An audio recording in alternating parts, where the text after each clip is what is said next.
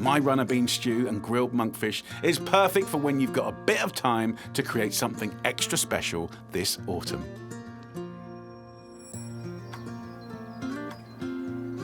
If you go around the Mediterranean particularly, you're going to see all kinds of different recipes and different cultures embracing beans in all their different forms, really treating them with love, care, attention. So I want to kind of get you into that spirit. So first up, nice big casserole pan.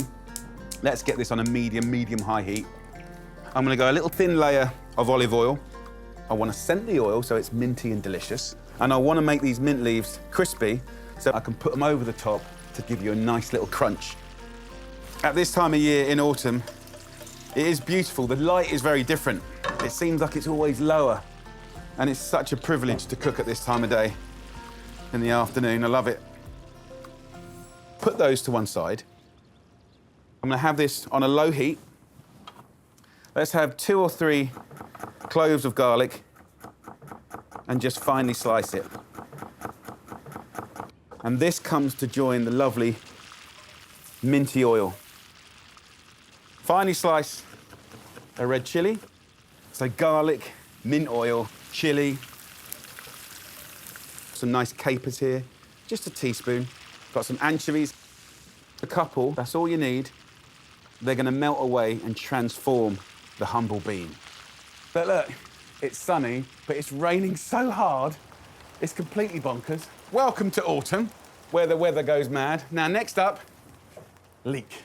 Before I chop this up, I've got a feeling, yes! Look at that. A beautiful rainbow. Actually, not one rainbow, I've got a double rainbow. Gotta be good luck. Right, let's get back to cooking. So I'm just gonna go for the white part of the leek. This I'll use for soups and stews. That will not go to waste. And then I'll strip it down the length and give this a little wash. Always wash away from the stalk. I'll just finely slice these like that.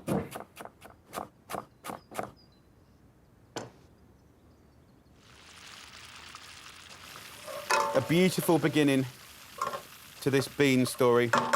Remember, I've got some borlotti beans here, so I'm just going to put a few in, straight in. They're fresh. They shouldn't need too much cooking. It doesn't matter if you use fresh beans, jarred beans, tin beans, or even frozen beans. Like, what's nice is that you're putting the love and the care into it. Right, our little base here is doing very nicely. I've turned the heat up a little bit, and I'm going to give it a little wine. So we're going from frying now to simmering, and we'll cook that wine away. Right, the potatoes. Let's nick all the small ones. And then with the bigger ones, cut these into 2-centimetre dice.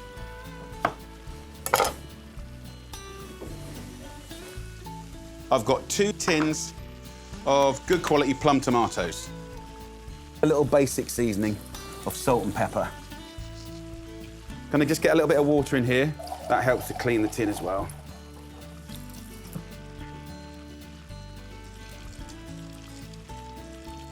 Okay, let's prep some more beans.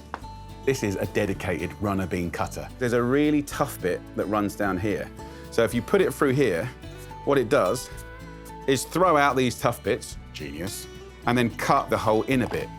If you haven't got one, get a speed peeler, get rid of that horrible stringy bit, and then what we do is we can just cut it into little diamonds, and I rather like that as well.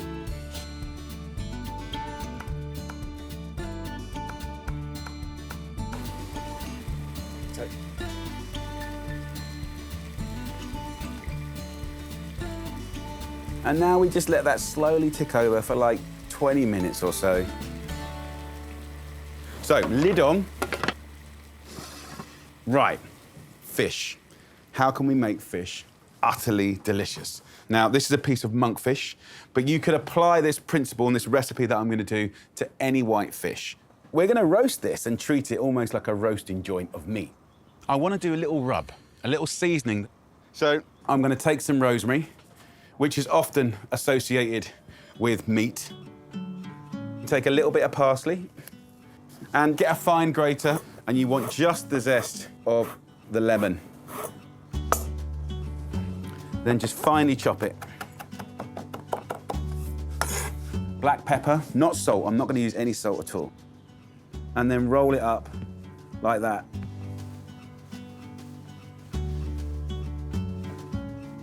Let me give you a handy little tip to make your everyday fish extraordinary. A little bit of olive oil on there.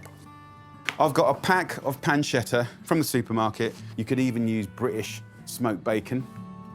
Lay it out. I'm gonna wrap this beautiful monkfish. The natural fats here are gonna render and go golden, and it's gonna baste the fish for you. It's kind of protecting the fish, and it's gonna really guarantee you some really good flavor. I love recipes like that. I've got one last thing that I wanna do, and that's some Parmesan. Not even 30 grams, right? And this is gonna make it taste great and stick to the fish.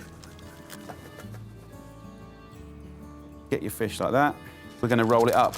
Just peel it off like that. That's why we put the oil on it. And roll it up nice and tight. Put a little oil in the pan. Put it onto a high heat. Get yourself a little bit of rosemary. Some garlic, maybe a chili in there. Slice up a lemon in that lovely oil.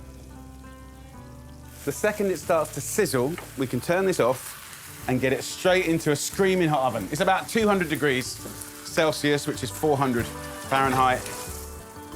So cook that for about 15 minutes until the pancetta is golden and gorgeous, and then I'll pair it up with that incredible runner bean stew. And that is going to be a match made in heaven.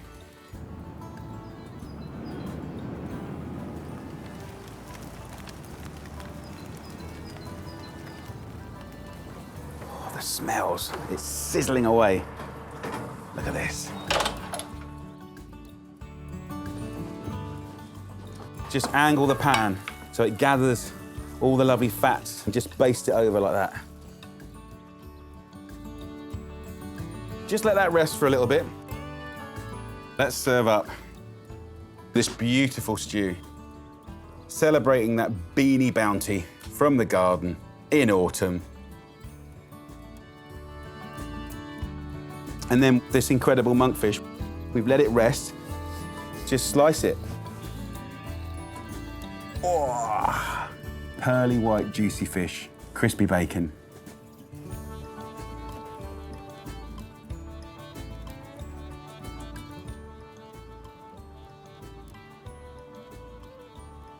Right, I'm gonna do a little portion. Do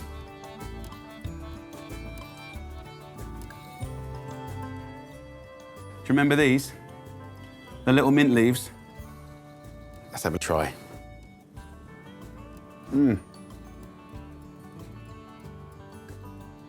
Those beans are a joy. Big flavor, the mint, the garlic, the capers, the anchovies, really, really beautiful. Those potatoes have absorbed so much flavor, as have the beans. Right, let's go for a little bit of that monkfish with the bacon.